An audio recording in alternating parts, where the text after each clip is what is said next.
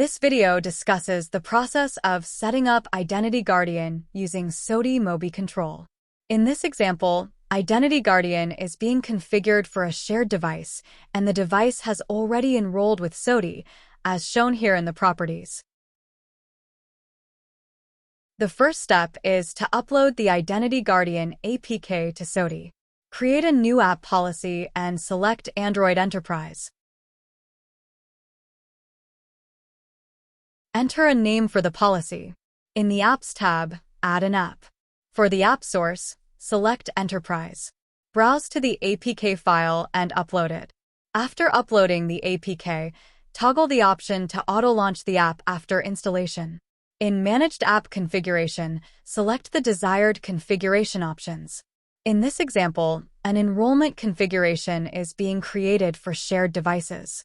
Select or enter the rest of the desired options, then save changes. Add the application, then click Save and Assign. Select the device group, then click Assign to assign the policy to the devices.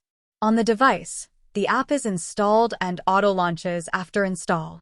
Since enrollment mode was applied, the enrollment screen appears.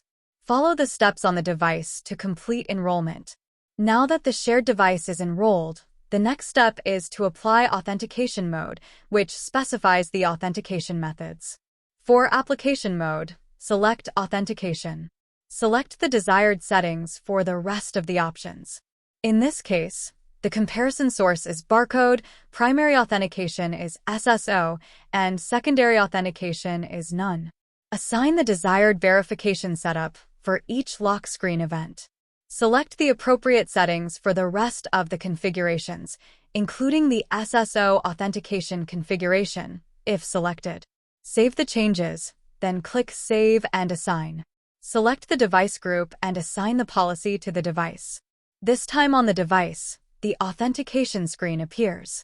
Scan the barcode created during the enrollment process.